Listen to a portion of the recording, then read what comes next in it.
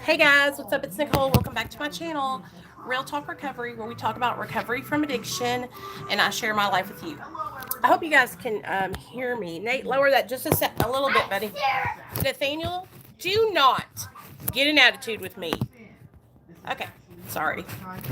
We are having a chill day today, and we have had lunch and had some snacks, and we have been playing video games, and I've done laundry, and I've been cleaning the house and folding laundry. I'm gonna tell you something right now, you guys. Laundry is never complete when you have boys and you have me. We have laundry all the time. So I want to talk about with you guys because I was going through some of my comments, and there seems to be some confusion about all kinds of things. But first of all, I want you guys to know that, like, I would never come on here and put out information that I would think that would harm somebody or purposely try to hurt anybody. And I also want you guys to know that I don't just get on here and say things because I want to be right. Okay? That's not what it is. What the reason why I even started talking about fentanyl 2 days ago was because we were reading about opioid treatment medications such as Suboxone and methadone, and I was reading out of this pamphlet, and it started talking about fentanyl. And then I was like, hey guys, do you remember a couple of years ago when everybody was saying that they were overdosing from touching fentanyl? And a lot of you were like, yeah. Well, then it sparked a conversation about fentanyl and touching it. And there were several people who actually believed that touching the fentanyl would go through their skin. Okay? And that inspired me to share with you guys, because I think it's important for you to not just believe these things that people are saying on the internet. And if you don't believe me, you can do your own research. That's the great thing about all this, right? Now, with fentanyl, I know that there are patches that are transdermal patches, but that is fentanyl in gel form, okay, in those patches. I'm not talking about a fentanyl patch, okay? I'm talking about fentanyl, powder fentanyl. I'm talking about trigger warning. Can you see that? I'm talking about that stuff right there, okay? So, used to you could eat, smoke, and walk. Yes, that's what I was just going to say, Aston. It's like I used to chew those fentanyl patches, and I've shot up the jail before. Okay, guys, like, I'm not new to fentanyl. Okay, fentanyl has been around for a long time. It's just like this big thing now because it's being imported in from China, right? So here, I want to read this like new article that I found from 2018. It's the newest one I found so far, and we're going to go through and we're going to research this together, okay? Because a lot of people think that for some reason I'm just saying, hey, guess what? You can touch fentanyl and you're not going to die. The whole reason why I said that, hey Cindy, hey Jamie, hey Aston, I'm so glad you guys are here. The whole reason why I started talking about it was because these police officers and these EMTs were starting this huge, right? This huge scare. It was a public fear that if you came into contact with fentanyl, that you would die. It's not absorbed through your skin. The patches do. Pills, no. Cops started that rumor. Thank you, Philip. Thank you. Okay. So what started happening is these police officers were going into places where there was powdered fentanyl, okay? And they were coming out because they had it in their mind that they could touch it and overdose. And they were coming out and they were going into panic attacks. None of them tested positive for fentanyl. None of them, okay? You can do this research on your own, all right? None of them tested positive for fentanyl at all. They did not overdose. No. Now, am I saying that if you go into a room where there's fentanyl everywhere and you touch it and it gets dusted up and those particles go into your nose, that can absolutely happen, okay? But that's through your nasal passage, all right? I want you guys to use your common sense. If we could all just get high from fentanyl by rubbing it on our skin, why on God's green earth would we snort it? Why would we smoke it? Why would we shoot it? Okay, why would we eat it? All right, so let me read this article to you by Vice, and it's pretty cool. Christopher Morath has worked, oh hell, has worked with fentanyl and related highly potent synthetic opioids at least once or twice a week for the past year. To collect data, Morath, a journalist and independent researcher, gathers samples of street heroin and cocaine in Philadelphia, then tests them for the presence of fentanyl. 80% of his heroin samples were positive. Okay? That means they had fentanyl in them. He does not wear protective gear. If public fears about these substances are correct, Morath is taking an extraordinary risk. Massachusetts recently banned courtroom exhibits containing fentanyl, in most cases based on concerns that they might waft out their packaging and start killing bystanders. Some police officers have started to wear masks, gloves, and hazmat suits during busts, following anecdotal reports that skin or aerosol exposure to fentanyl has made cops and nurses ill, even requiring the use of opioid naloxone. But toxicologists and physicians who actually work with overdose victims and directly with fentanyl say these worries are misguided.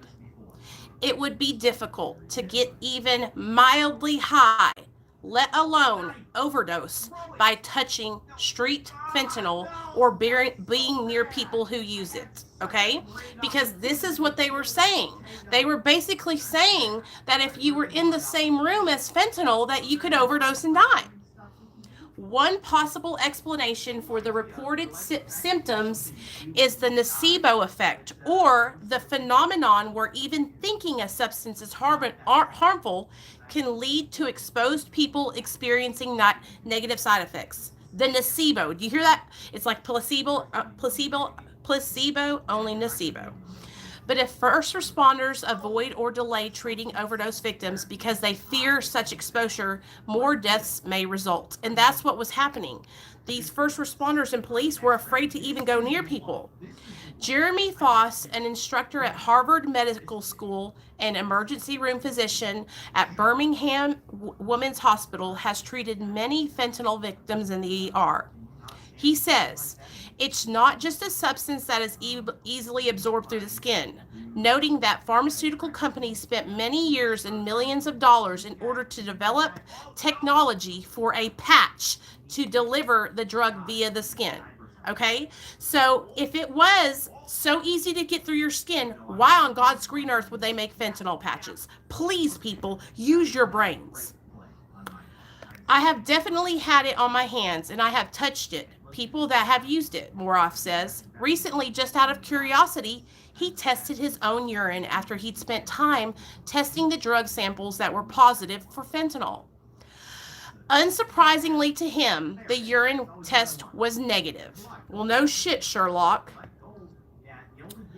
Basically, if fentanyl could kill via skin exposure or just being near it, users wouldn't need to inject or ingest it to get high.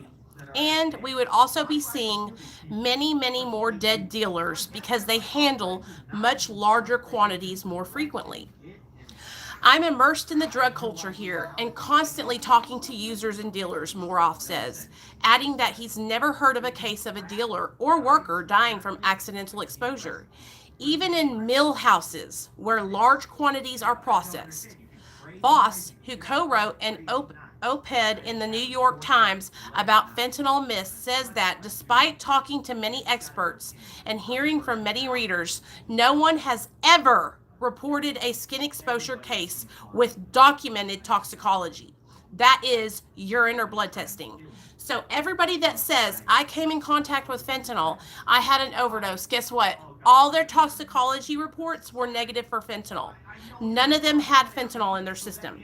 It was a nocebo effect. Getting fatally exposed from particles floating in the air where fentanyl is being or has been used seems even less likely. Only one government has ever been known to have successfully aerosolized a fentanyl as a weapon, meaning it takes work to do so. And no one else seems to know the technology that was used to achieve this.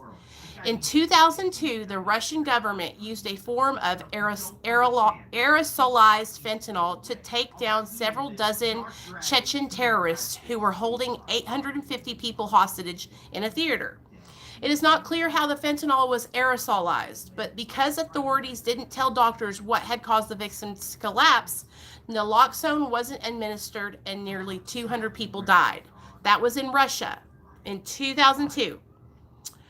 Without deliberately aerosolizing the drug, then unless you're actually manufacturing the pure stuff or somehow manage to accidentally snort or breathe in a big burst of pure powder, risks from air or skin contact with fentanyl is minimal. The myth that these exposures can harm, however, may already be costing people's lives. I cannot think of a situation in which time is more relevant and fleeting than an opioid overdose, Voss says, explaining the time spent putting on unnecessary protective gear could be the difference between whether someone dies, has brain damage, or simply gets up and walks away. Other myths about the danger of fentanyl may be doing harm too. Some media, for example, have claimed that these drugs do not respond to naloxone, even though there is no evidence that this is true. While larger doses of naloxone may be needed to reverse the overdoses that contain fentanyl, a compound that is completely immune to it has not been discovered. So that means, yeah, you might need more Narcan, but it's not immune to Narcan. The amount of naloxone you need to reverse even carfentanil, which is an order of magnitude or more times stronger than fentanyl, is not even that much greater. Voss notes. He cites a case report of a veterinarian who got squirted in the eye with carfentanil, which is used to tranquilize large animals like elephants. The reversal dose was a lot higher than a typical OD, but it wasn't like they had to call in extra or needed a wheelbarrow full. So basically, he got squirted in the eyeball, and he still was able to reverse the effects with naloxone. Some have also claimed that fentanyl's potency means that it may be resistant to treatment with medications for opioid use disorder like Suboxone or methadone. However, this too is not accurate. A recent study of overdose prevention using these medications in recently released prisoners who were exposed to a market flooded with fentanyl found that they still reduced relapse and death rates. The media seeks novelty relentlessly. Every drug epidemic always has to be the most severe. Every new drug on the scene has to be the most addictive and deadlier than ever. This has led to some hilarious contradictions in newspaper archives where journalists first claim that heroin, then crack, then meth, then heroin again is just the worst. It also leads to cynicism when in fact we do currently have the worst overdose epidemic in history because of course that's what we heard last time. But without exaggeration, street fentanyls are truly the deadliest opioids we have seen. We don't need to claim that they will kill you if you just touch or walk by them, or that they resist all treatment, for this is to be true. Okay, cool. So I got myself a new knife. That's pretty cool. All right, next round. Let's do this. We are on a roll. Hey, 80s Baby 87. Hey, don't delete his comments, please. Or I don't think he meant to, but I'm just trying. Okay, so tell me this, 80s Baby 87, okay? I know that you were using what, a couple months ago? And you have touched fentanyl with your hands, correct? 80s Baby 87. When you touched fentanyl with your hands, did it go through your skin and get you high? Why do I always have this guy as my target? Why is it always the same? Did it get you high by touching it? Oh, there he is. He's right there. No. Thank you. And I know a lot of you guys have been in active addiction, right? And you were shooting up fentanyl, okay? You have to get the fentanyl from your dope dealer, right? And then you dump it out on a tray, put it in your spoon, whatever you do. Trigger warning, trigger warning. that doesn't mean that you can touch it and it can go through your skin. Okay, so anyway, I just wanted to read you guys that article because again, somebody commented on my last video, my video about it's science, and said, Nicole, you just want to be right. And no, it's not that I just want to be right. I just don't want people to be afraid of even helping somebody who is overdosed on fentanyl. And that's what the media had started, this huge conspiracy theory that you could literally be in the same room as it and die. Hey, Kim. You know, and it's just like, I guess I thought that people had common sense, but the more they put masks on. And think about this, okay, 80s baby. Listen to this. If they hadn't wasted their time putting on masks and shit, they might have been able to save his life. But they were too busy being afraid to go in there because of these damn rumors that they can go into the house where the shit's at and die. Do you hear how, like, now that you guys are, I know a lot of you guys already know this. And I know because I've handled fentanyl with my hands, you guys. Okay, I've touched it before. I wouldn't just come on here and make this up. Okay. Oh man, that breaks my heart. You know, any addict who has been in active addiction in the last 5 years can tell you that drugs just don't go through your skin. If they did, oh, I'm lagging. Okay, hold on. Stay on, you guys. Don't leave me.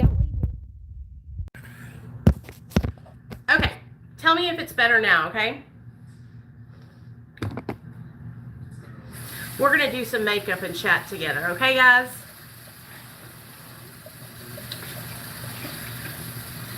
I don't want to just be right, you guys. I just don't want you guys to be worried. Is the patch right, Jamie? Thank you. Jamie has handled, thank you, Jamie. Jamie has handled fentanyl too, okay? We've all handled it, you guys. That's the thing. Is it still lagging, Jamie? We've all touched some kind of illegal substance, and it just doesn't go through your skin like that. It's science. Now, listen, I will tell you guys this. I reached out to Dr. B, and he's going to make a video about it. So that way, anybody who maybe thinks that I don't know what I'm talking about can watch Dr. B's video. Aw, thumbs up the video, guys. Thumbs up the video. Thanks, Aston. Love you, girl. Hold on. Hi. Boom, chakalaka. Okay, I made you a moderator. Who else do I want to mod? Okay, you too, 80s baby. Okay, it's lagging still? Really? Damn it, that's probably why people aren't watching. Because it's lagging. Oh well. You guys want me to sign in and sign back out? That's what I'll do. I'll close this video and I'll come back, okay? So come back, you guys. Love y'all. Come right back. I'm signing in and signing out.